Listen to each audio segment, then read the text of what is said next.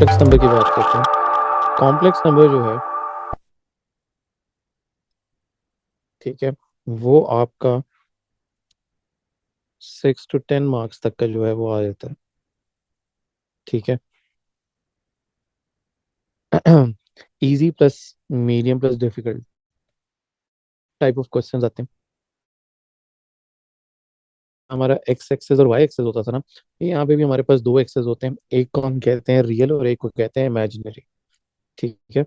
तो मैं यूं करके बना लेता हूँ। ओके, एक्स एक्सेस को हम कहते हैं ये हमारा रियल एक्सेस है, और जो हमारा वाई एक्सेस होता है उसको हम कहते हैं इमेजिनरी एक्सेस। अब ये रियल और इमेजिनरी होते क्या है? अगर आपको याद हो कि जब भी आपका आंसर कैलकुलेटर्स के अंदर लेट्स सपोज में -4 आता था, तो ये जो माइनस होता था ये बेसिकली इंडिकेट करता था, लिखते थे नो रियल रूट्स। तो ये रियल रूट्स नहीं होते, इसको हम कहते हैं ये हमारा एक इमेजिनरी रूट है। ठीक है। इसमें बेसिकली जब भी वैल्यू होती है, यूज होता है जिसको कहते हैं आयोटा, जिसकी जो वैल्यू होती है वो होती है स्क्वायर रूट -1। ठीक है। और इसी तरह आयोटा स्क्वायर, यानी आप दोनों साइड पे स्क्वायर ले लो, तो आयोटा स्क्वायर की जो वैल्यू है वो बनेगी -1। ठीक है। तो इसी तरह जब मैंने ऊपर आपको -4 लिख के दिया, अब इसको सॉल्व कैसे करेंगे? इसको एक्चुअली ये हो जाता है ब्रेक डाउन। इसको मैं 4 अलहदा और स्क्वायर रूट -1 अलहदा, दोनों आपस में मल्टीप्लाई हो रहे हैं, दोनों को मैंने अलहदा कर लिया। ठीक है। अब स्क्वायर रूट 4 जो है वो तो बन गया 2, और अंडर रूट -1 जो बनता है वो बनता है आयोटा। समझ रही हैं यहाँ तक बात? हाँ, बताओ। ओके। अब यस सर। इसी तरह कोई भी, ठीक है, कोई भी आपका कॉम्प्लेक्स नंबर जो होता है उसके दो रूट्स होते दो पोर्शन होते हैं। एक तो मैं लिखता हूँ इसको a प्लस बी आयोटा, और रेदर देन ए बी करने से बेहतर ये है कि मैं इसको लिख दूं x प्लस वाई आयोटा। ये ज्यादा बेहतर है। इसमें ये वाला जो पोर्शन होता है ये हमारा रियल पोर्शन होता है, और ये जो होता है ये हमारा इमेजिनरी पोर्शन होता है। और हमेशा ऑर्डर आपने यही रखना है कि इमेजिनरी वाला पोर्शन आप बाद में लिखो। तो फॉर एग्जाम्पल अगर मैंने यहाँ लिखा है 3 - 4 आयोटा, ठीक है, तो इसमें रियल की वैल्यू 3 है, इमेजिनरी की वैल्यू -4 है। तो अगर मैं कोऑर्डिनेट फॉर्म में लिखूं तो मैं इसको लिख सकता हूँ 3, -4। और इसको हम अपने एक्स एक्सेस और वाई एक्सेस पे प्लॉट कर सकते हैं। उसमें एक्स एक्सेस जो होगा वो हमारा रियल एक्सेस होगा, और वाई एक्सेस जो होगा वो हमारा इमेजिनरी एक्सेस होगा। जिस तरह मैंने ऊपर लेबलिंग की थी, ये वही वाला होगा। समझ आई बात क्या नहीं आई? ओके। अगर मैं लिखता हूँ 2, इसका अगर मैं बनेगा, अगर सिंपल 2 लगा हुआ है।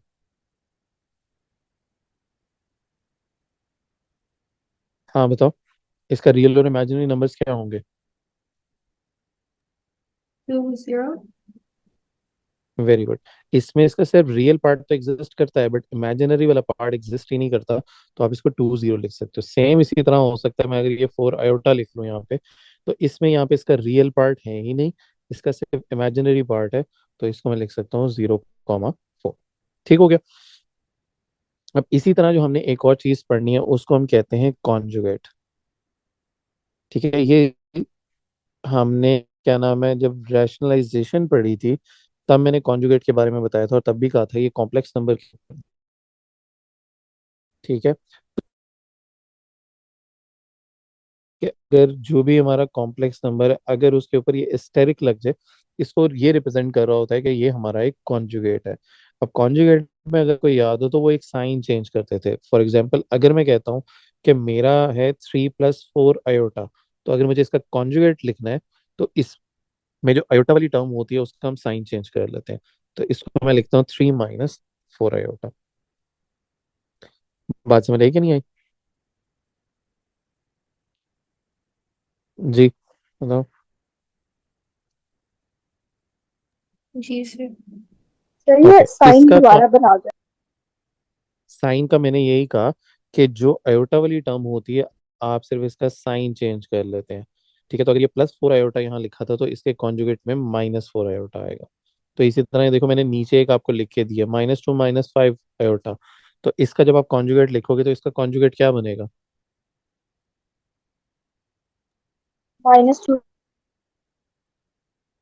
जी सॉरी, -2। +5। Exactly, +5 iota. ये इसका कॉन्जुगेट है।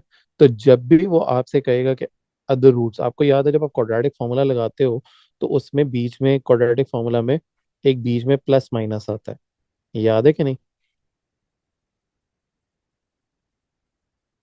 अभी एग्जांपल करके भी देखते हैं। अगर आप क्वाड्रेटिक फॉर्मूला करते हो, बीच में एक प्लस माइनस आता है।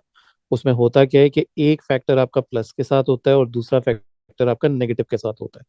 ठीक है, तो यहाँ पे भी यही हो रहा है कि ये जो बीच में साइन चेंज हो रहा है, एक्चुअली एक फैक्टर आपका प्लस के साथ है और दूसरा फैक्टर जो होता है वो आपका माइनस के साथ होता है। तो ये बेसिकली कॉन्जुगेट होता है। ठीक हो गया? अगर मैं आपको इसी तरह इसके,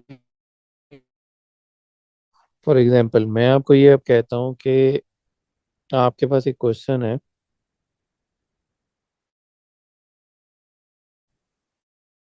3 + 7 = 0।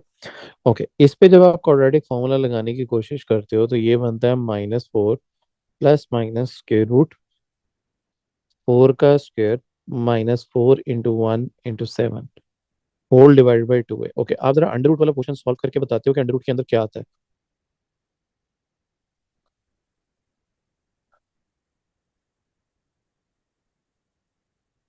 जी। फिर -2 है ना। माइनस, क्वेश्चन आप छोड़ देते थे और कहते थे नो रियल रूट्स, ये हमारे पास सॉल्व नहीं हो रहा। ठीक है, बट कॉम्प्लेक्स नंबर के अंदर ये पोर्शन सॉल्व होगा। क्या कंफ्यूज हो रहे हो तो आप कैलकुलेटर के ऊपर अंडर रूट के आयोटा में हमने क्या लिखना है इस बात से अगर कंफ्यूज हो रहे हो, तो आप कैलकुलेटर पे √12 लिखो, तो वो आपको पता लग गया होता है 2√3। ठीक है, तो मैं इसको लिखूंगा +-2√3 और अयोटा वाली टर्म जो है वो मैं साइड पे लगा लूंगा।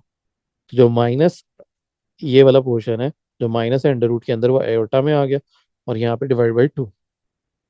अब जब आप इसको सिंप्लीफाई करते हो तो एक देखो, -2 प्लस माइनस √3 आयोटा, ये लिखना है। तो आप देख रहे हो आपका एक रूट प्लस के साथ है और एक रूट उसका माइनस के साथ है।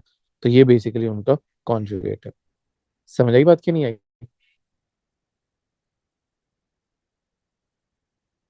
बताओ, यहाँ तो कोई कंफ्यूजन? हाँ मायरा, इज़ा, अनस, अनिया। जी सर। Sir okay. ये -2 कहाँ से आया?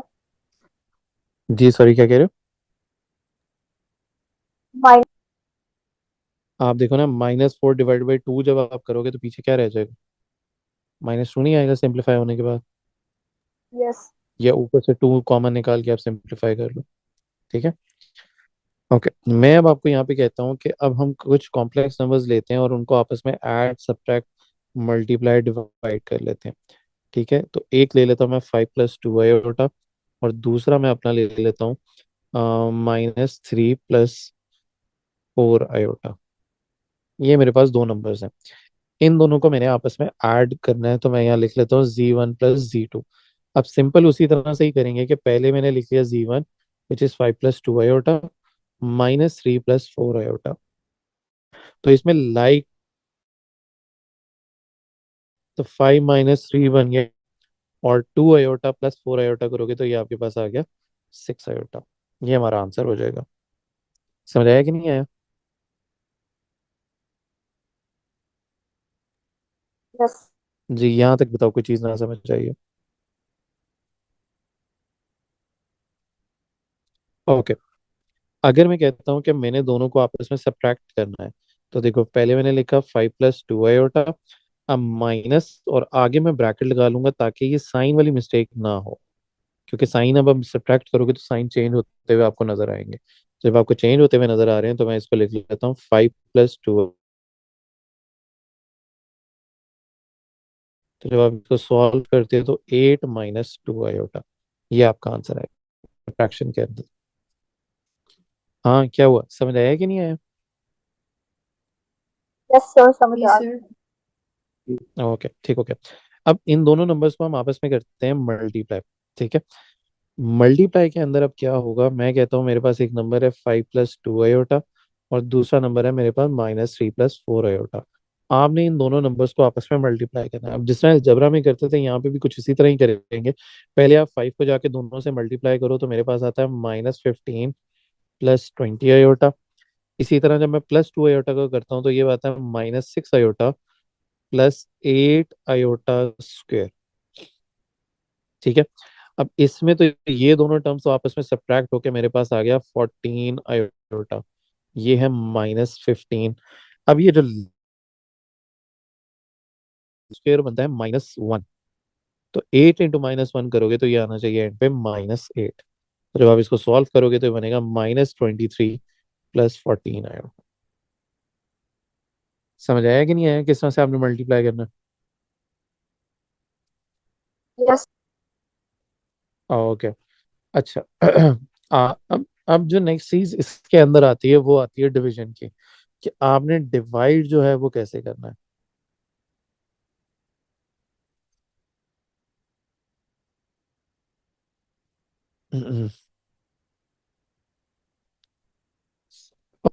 ओके, डिवाइड के अंदर आपके पास दूसरे के साथ डिवाइड होंगे। अब मैं अगर ऊपर से देख लूं तो हमारे पास जो डिवाइड हो रहा है वो हो रहा है 5 + 2 आयोटा डिवाइडेड -3 + 4 आयोटा। इसको बेटा जब भी आपने डिवीजन करनी है तो आपने ये जो याद रखने वाली चीज है वो ये है कि ये रैशनलाइज आपको करना पड़ता है डिवाइड करने के लिए। ठीक है, रैशनलाइज क्या था कि आपको इसी के कॉन्जुगेट से इसको मल्टीप्लाई भी करना और डिवाइड भी करना, डिनोमिनेटर के कॉन्जुगेट से। तो डिनोमिनेटर का कॉन्जुगेट क्या होगा? हाँ सॉरी, बताओ डिनोमिनेटर का कॉन्जुगेट क्या होगा? -3 -4।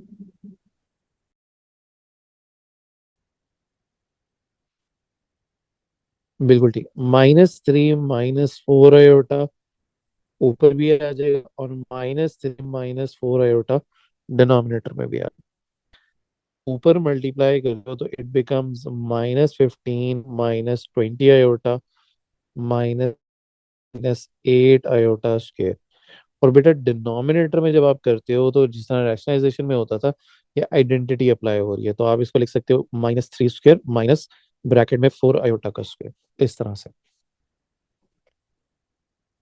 अब ये वाला आयोटा स्क्वायर जो है वो -1 के इक्वलेंट है, तो ये कुछ बनेगा -15 + 8 और -20 -6 हो जाएगा -26 आयोटा डिवाइडेड बाय 9 - 6। 4 स्क्वायर होता है 16 आयोटा स्क्वायर। अब जब आप इसको थोड़ा सा सॉल्व करते हो तो ये क्या बनता है, -15 + 8 कितना आ जाएगा हमारे पास? 7 -7 -26 आयोटा। और डिनोमिनेटर में ये वाला /25। तो इसको जब आपने फाइनल लिखना है तो आप लिख सकते हो -7/25 और -26/25 iota. This is suppose to be our final answer. बताओ समझ आया कि नहीं आया यहाँ तक? So it can't be in a single fraction. Sir ji क्या कह रहे Can't it be in a single fraction? हो? हम यूजुअली प्रेफर ये करते हैं कि दोनों को अलग अलग लिख लें, बट अगर आप साथ भी लिख लेते हो इट डजेंट मैटर। ठीक है। ओके, नेक्स्ट जो चीज हम करने लगे हैं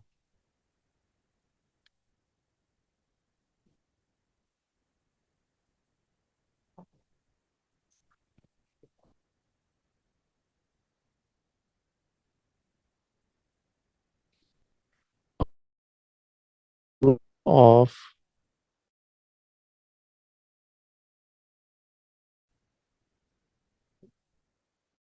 के रूट ऑफ कॉम्प्लेक्स।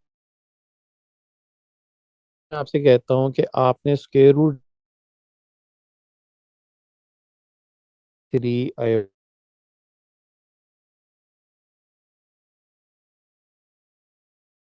का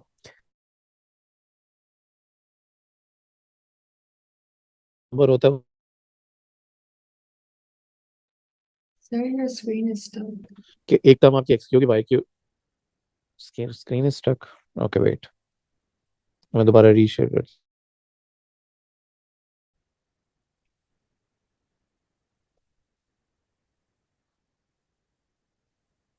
ओके, देखो अभी नजर आती है तो बताओ।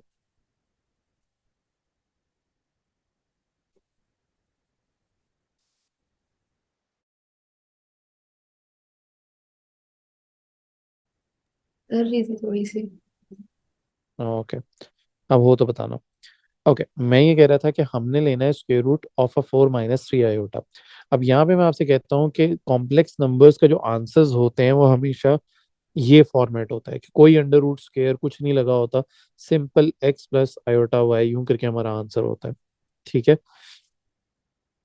ओके, हमने क्या करना होता है, इसकी लेते किस तरह से हैं? अब हमें पता है कि इसका आंसर जो है वो कुछ इस तरह से आएगा, X plus iota Y. This is suppose to be our final answer. अब अगर मुझे यहाँ पे स्क्वायर रूट खत्म करना है तो मैं इस साइड पे भी स्क्वायर ले लेता हूँ, इस साइड पे भी स्क्वायर ले लेता हूँ। इस साइड का तो अंडर रूट खत्म हो गया तो इट बिकम्स 4 - 3 आयोटा। और इसको जब मैं ओपन करता हूँ it become x square 2xy iota plus iota square y square. अब इसको थोड़ा सा अगर मैं सॉल्व करूँ, this becomes x square, iota square बनेगा -1, तो इसको मैं लिख लेता हूँ -y स्क्वायर। और एंड पे 2xy आयोटा, और यहाँ आ जाएगा 4 - 3 आयोटा। ठीक है। अब इसमें होता ये है कि रियल पार्ट के इक्वल होता है। यहाँ पे रियल पार्ट है जिसमें आयोटा नहीं आ रहा। ठीक है, ये ये और ये है आपका रियल पार्ट। इसी तरह जब इसके इमेजिनरी पार्ट की बात करें तो इसका इमेजिनरी पार्ट यहाँ पे ये है, और इसका इमेजिनरी पार्ट यहाँ पे ये है। तो ये दोनों पोर्शंस इन दोनों के इक्विवेलेंट होंगे। ठीक है, तो यहाँ मैं लिख देता हूँ, ये मेरा इमेजिनरी पार्ट। जिस तरह हम कोएफिशिएंट्स को कंपेयर नहीं करते थे, ये वही है। ठीक है, तो जब यहाँ पे नीचे हम इक्वेशंस लिखना शुरू करेंगे तो इक्वेशंस को ना हम इस तरह से लिख सकते हैं। मैं ये कह सकता हूँ कि 4 = x² - y²। एक ये पोर्शन है, और इसी तरह 2xy वाला जो पोर्शन है वो इक्वल्स टू -3 है। इस तरह से यहाँ से मैं x को भी सब्जेक्ट बना सकता हूँ, y को भी बना सकता हूँ। मैं बट x को बना लेता हूँ, दैट बिकम्स -3/2y। इसको उठा के मैं यहाँ पे इस इक्वेशन में जब सब्स्टिट्यूशन इसकी प्लेस करूंगा, it becomes 4/-3/2y। Then you put a square on top of it, -y²। अब आप ब्रैकेट एक्सपैंड कर लो, इट बिकम्स 4 9/4 y² -y²। इसमें y² को मैं 4 + y² = 9/4 y²। अब मैं क्रॉस मल्टीप्लाई कर लेता हूँ, इट बिकम्स 16 y² +4 y⁴ = 9। इसको थोड़ा और रीअरेंज करते हैं, 4y⁴ सबसे पहले, 16y² -9 = 0। ओके, अब यहाँ पे आप मिड टर्म भी कर सकते हो, क्वाड्रेटिक भी लगा सकते हो, तो मैं मिड टर्म कर लेता हूँ। 4y², फोर पहला नंबर आखिरी नंबर से किया तो आया 36। तो कौन से दो फैक्टर्स बनेंगे यहाँ पे? Did I not make any mistake? Let me check.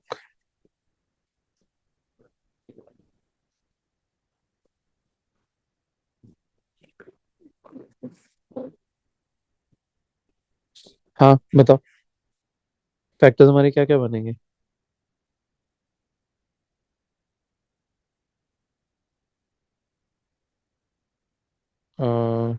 Quadratic actually लगा के चेक कर लेते हैं। 4 16 - 9। ओके, एक्चुअली जब इसको सॉल्व करते हैं तो आपके पास y की दो वैल्यूज निकल आती हैं। एक y की वैल्यू है माइनस, y की नहीं होगी, ये y² की होगी, which is -9/2। And the second value for y² is 1/2।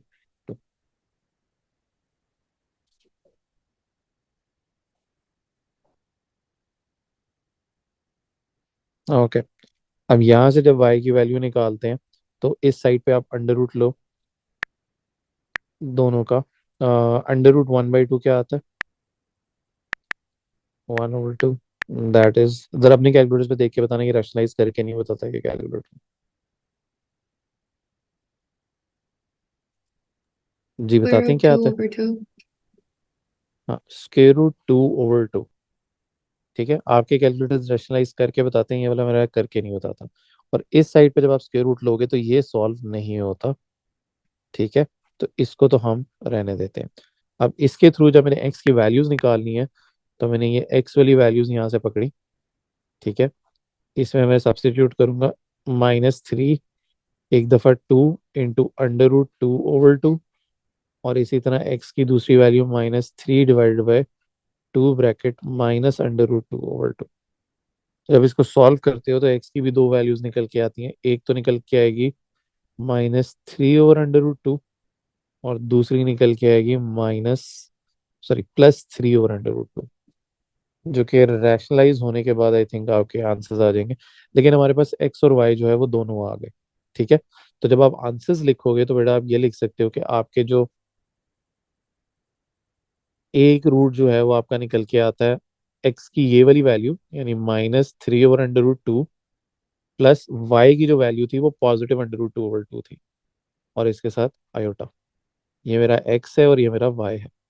इसी तरह जब मैंने Z2 लिखना है तो +3/√2, और इसके साथ माइनस वाली वैल्यू थी -√2/2 आयोटा। समझ आया कि नहीं आया किस तरह से रूट्स निकालने, या अंडर रूट किस तरह लेना है किसी भी कॉम्प्लेक्स नंबर का?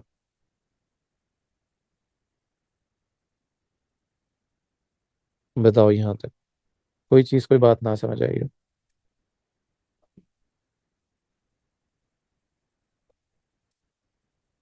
सर जो ये the first y square हम इसको I में क्यों नहीं, like we can do square root क्योंकि -1 वाई वाली, times square root 9 क्यों? over 2. दोबारा बोलो। Like we can rewrite it as square root -1, like I times square root 9 over 2. Okay, इसमें अगर आप देखो तो वाई वाली जो वैल्यू है that is already part of the imaginary root, right? अगर आप ऊपर शुरू से स्टार्ट करते हो, ये वाई को देख रहे हो, ये इमेजिनरी के साथ ही है। Yeah. तो y की जो भी वैल्यू निकल के आ रही है that is suppose to be, यानी उसको वो आयोटा के साथ ऑलरेडी आ रही है। लेकिन लेट्स सपोज आप कहते हो आप ये वाला लेना चाहते हो, जरा लो इसका अंडर रूट क्या आता है आपके पास? जस्ट सेइंग फॉर सेक, अगर आप करना चाह भी रहे हो जरा करके देखो क्या आता है कैलकुलेटर के ऊपर। Without the minus. या ऑब्वियसली क्योंकि कैलकुलेटर माइनस के साथ करेगा नहीं, 3 over 3 under root square 2 root आ 2 जाएगा। over 2. यही है 3 square root 2, 3/√2। It's 3 square root 2 all divided by 2. Okay, अगर आप सिंपल, वो एक्चुअली कैलकुलेटर ने आपको रैशनलाइज करके दे दिया, लेकिन आप खुद ये देखो जब आप इसका अंडर रूट लेते हो 9 का स्क्वायर रूट 3 होता है और अंडर रूट 2 जो होता है वो 2 होता है, यही होगा। See? ओके, वो अगर आप कैलकुलेटर में 3 और स्क्वायर रूट 2 डालोगे तब भी यही आंसर आएगा। ठीक है, अच्छा Okay. अब ये देखो, ये अगर आपकी y की वैल्यू है और आप y की जगह जब इसको इंसर्ट करोगे तो इसके साथ आयोटा लगेगा। ये जो x + आयोटा y लिखा था हमने, ये वाला आयोटा लगेगा साइड पे। See? अगर इसको, और आयोटा इंटू आयोटा क्या होता है? -1. और यहाँ आ जाएगा -3/√2। तो आप ये देख रहे हो कि ये जो रियल वाला पोर्शन है ये उसका -3/√2 यहाँ से आ रहा है। Okay. ठीक है, तो एक्चुअली होता ये है कि हम करते नहीं है, अगर ये y वाला पोर्शन है इसमें हम ऑलरेडी इसका आयोटा यहाँ पे हम उसके साथ कंपेयर कोफिशिएंट्स कर रहे थे। ठीक है, तो आपको यहाँ पे उसको नेगेटिव अंडर रूट लेने की जरूरत नहीं है।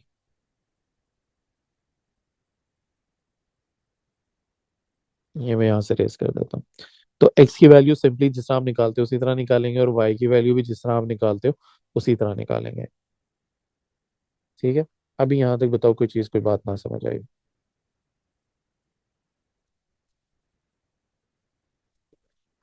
हो गया यहाँ तक?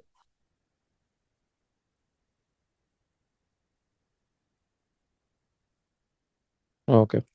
एक चीज जो हम और कर लेते हैं, मॉडुलस एंड आर्ग्यूमेंट।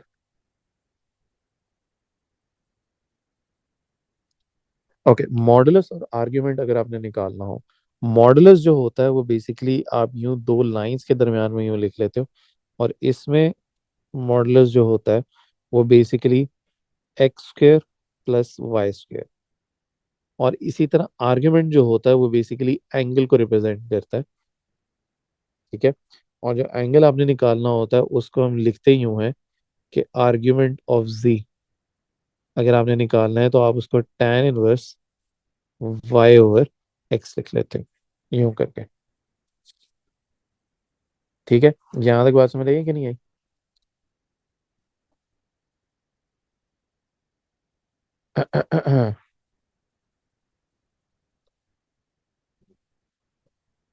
ओके। यहाँ पे हम दूसरी चीज ये है कि जब आप आर्ग्यूमेंट लेते हो उसकी वैल्यूज जो होती हैं -180 से लेके 180, और if it's in radian form तो आपका आर्ग्यूमेंट जो है वो -पाई से लेके पाई तक होता है। Does not follow rules of trigonometry. इसका मतलब ये है कि जो ऐड शुगर टू कॉफी हम लगाते थे वो चीज जो है वो यहाँ पे अप्लाई नहीं होती। ठीक है, इस चीज का आपने ध्यान रखना है कि जो आप ऐड शुगर टू कॉफी करते थे यहाँ पे वो रूल्स अप्लाई नहीं होते। यहाँ पे हाउएवर डिफरेंट है कम्प्लीटली। अब डिफरेंट क्या है या किस तरह से हमें एंगल को देखना पड़ता है उसके बारे में बात कर लेते हैं। ठीक है। ओके। अगर क्वाड्रेंट्स की बात की जाए तो यहाँ पे जब क्वाड्रेंट्स की बात करते हैं अब अकॉर्डिंग टू द रेंज ये होता है हमारा अल्फा, और यहाँ होता है हमारा 180 माइनस अल्फा। यहाँ तक हमारा 180 डिग्री पूरा हो गया। अब जब मैं -180 की साइड पे जाता हूँ तो वो क्लॉकवाइज डायरेक्शन होगी। तो यहाँ पे भी लिखा है अल्फा और यहाँ पे भी लिखा 180 minus alpha. But the only difference is कि यहाँ पे भी यूं करके माइनस आ जाएगा और यहाँ पे भी यूं करके माइनस आ जाएगा। तो अगर आप कभी एंगल निकालना चाहते हो तो वो आप यूं करके निकालोगे। बात समझ आई कि नहीं आई यहाँ तक? जी बेटा बताओ। ओके। अब मैं आपको थोड़ा सा करके दिखाता हूँ कि यहाँ पे एंगल जो है वो किस तरह से निकलेगा। अगर नॉर्मल रूल्स ऑफ ट्रिग्नोमेट्री से नहीं निकल रहा तो किस तरह से निकल रहा है। मैं आपको ये कहता हूँ कि मेरे पास एक है, एक्चुअली वही वाला लेते हैं, 3 + 4 आयोटा। मैं कहता हूँ आपने इसका मॉडुलस भी निकालना है और आर्ग्यूमेंट भी निकालना है। तो मॉडुलस तो क्वाइट सिंपल, कि आपने स्क्वायर रूट लेना है 3 का स्क्वायर प्लस 4 का स्क्वायर। इसको आप सॉल्व करते हो तो आपके पास निकल के आता है 5। बट जब आपने आर्ग्यूमेंट निकालना है, जब मैं आर्ग्यूमेंट ऑफ डब्ल्यू लिखता हूँ, ठीक है, अब उसमें तो मैं सिंपली करूंगा tan inverse y over x which is 4/3। क्या निकल के आता है यहाँ? tan inverse 4/3। अभी डिग्री में सिंपल रखे, आप इसको सॉल्व करो और मुझे बताओ क्या निकल के आता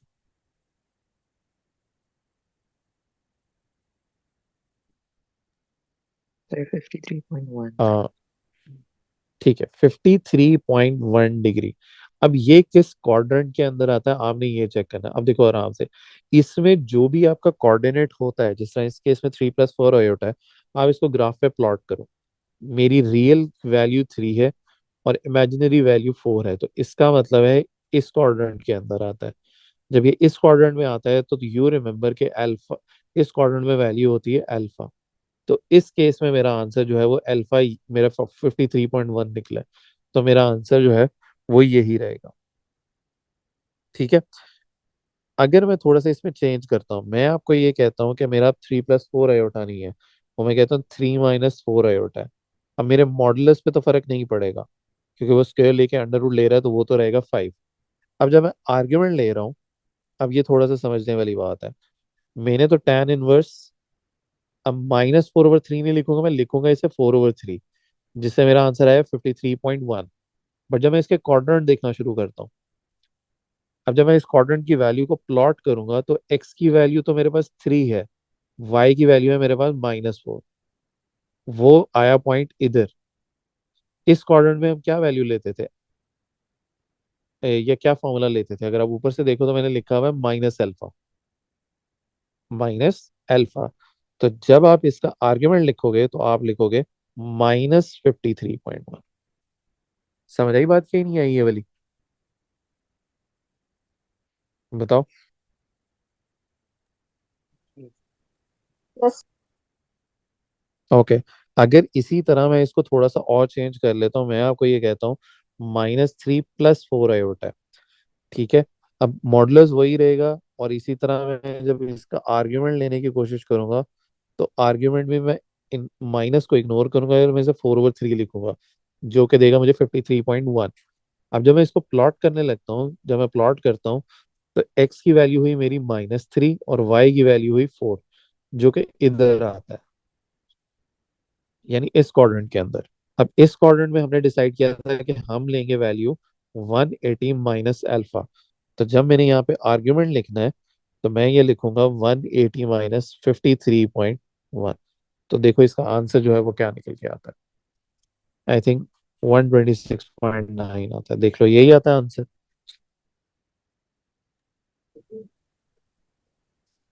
गुड।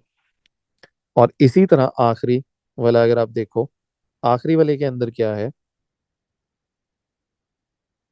मैं अगर ये कर लूं कि -3 -4 आयोटा।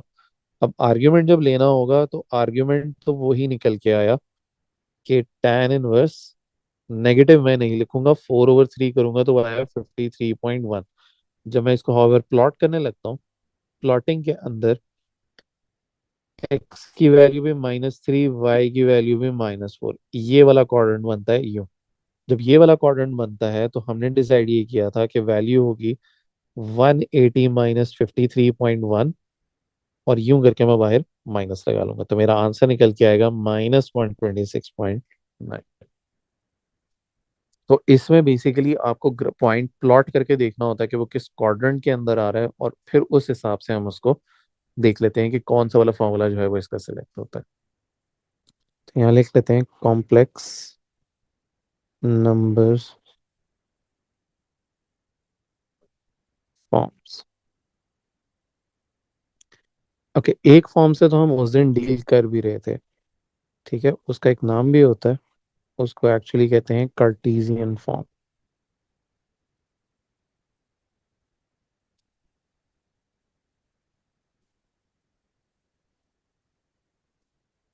ओके। पहली जो फॉर्म थी उसको हम कहते हैं कार्टेशियन।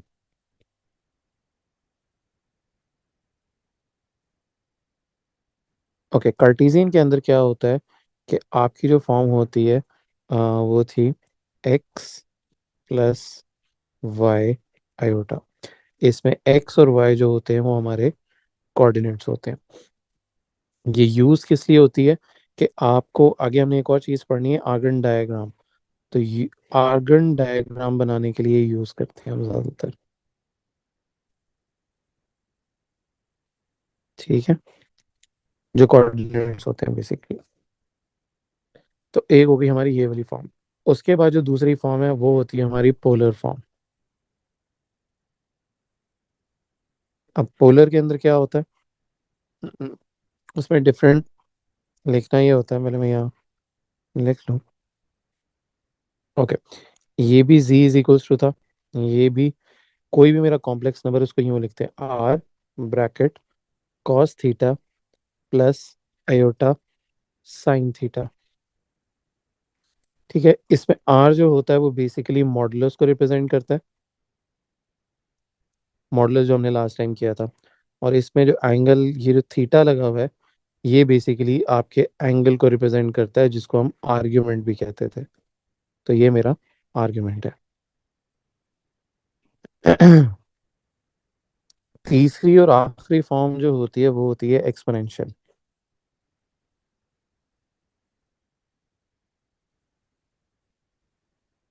अब एक्सपोनेंशियल के अंदर क्या होता है, अगर आपको याद हो, एक्सपोनेंट्स हम कहते थे जिसके अंदर ई आता था। ठीक है, तो एक्सपोनेंशियल वाली जो फॉर्म होती है वो ये होती है आर ई आयोटा थीटा। अब इसमें आर और थीटा वही हैं। आर हमारे मॉडुलस को रिप्रेजेंट कर रहा है, और जो भी मेरा आर्ग्यूमेंट निकल के आएगा वो यहाँ पे पावर के अंदर हम लोग उसे लिखेंगे।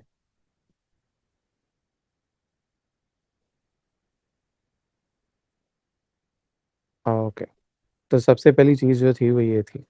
ओके, इसके बाद कुछ नोट्स हैं, उनके बारे में बात कर लेते हैं, या कुछ रूल्स हैं आप कह सकते हो।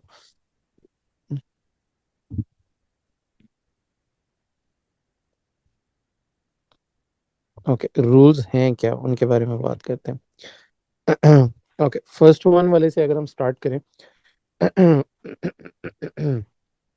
ओके, पहले वाले के अंदर ये है कि अगर आप, मेरे पास दो कॉम्प्लेक्स नंबर है Z1 और दूसरा है Z2, अगर आप उन दोनों का प्रोडक्ट लेके मल्टीप्लाई करते हो और फिर उसका मॉडुलस लेते हो, वो आंसर उसी के इक्विवेलेंट होगा कि अगर आप Z1 का अलहदा से मॉडुलस ले लो और Z2 का अलहदा से मॉडुलस ले लो और दोनों को मल्टीप्लाई करोगे तो आपका आंसर जो है वो सेम ही आएगा। मैं दोबारा एक्सप्लेन कर देता हूँ कि दो कॉम्प्लेक्स नंबर्स हैं, अगर आप उन दोनों को पहले मल्टीप्लाई करो, जो आंसर आए उसका मॉडुलस ले लो, उसका आंसर वही होगा कि अगर आप उन दोनों का अलग अलग मॉडुलस लेके आपस में मल्टीप्लाई कर दो। समझ आ रही है कि नहीं? Yes, sir. जी बेटा। ओके, इसी तरह Z1 और Z2 दो कॉम्प्लेक्स नंबर्स, आप पहले उन दोनों को डिवाइड करो। अब डिवाइड का तरीका था कि पहले रैशनलाइज करते हैं, तो यानी रैशनलाइज करो, सॉल्व करो और फिर उसके बाद मॉडुलस लो। या दूसरा तरीका ये है कि आप दोनों का मॉडुलस सेपरेटली लो और फिर उनको आपस में एक दूसरे के साथ डिवाइड कर दो। बजाय के दोनों को पहले डिवाइड करो फिर मॉडुलस लो, तो इजी तरीका क्या होगा कि आप पहले दोनों का मॉडुलस ले लो और उसके बाद उनको आपस में एक दूसरे के साथ डिवाइड कर दो। समझ आया कि नहीं आया यहाँ तक? जी सर। हाँ जी। ओके, इसी तरह अगर हम आर्ग्यूमेंट की बात करें, आर्ग्यूमेंट के अंदर क्या होता है कि अगर आपके दो मॉडुलस आपस में मल्टीप्लाई हो रहे हैं, ठीक है, तो अगर मुझे इन्हें सेपरेट करके लिखना हो तो मैं दोनों का आर्ग्यूमेंट अलग-अलग ले लूं, और अगर मल्टीप्लाई हो रहे हैं तो उनके आर्ग्यूमेंट्स को मैं बेसिकली एक दूसरे के साथ ऐड कर दूं। और इसी तरह अगर मेरे ये आर्ग्यूमेंट्स, अगर मैंने लेने हैं उनके डिवीजन होने के बाद, तो उससे बेहतर ये है कि दोनों का मैं अलग-अलग आर्ग्यूमेंट निकालूं और दोनों को मैं सब्ट्रैक्ट कर दूं। ये दोनों साइड एक दूसरे के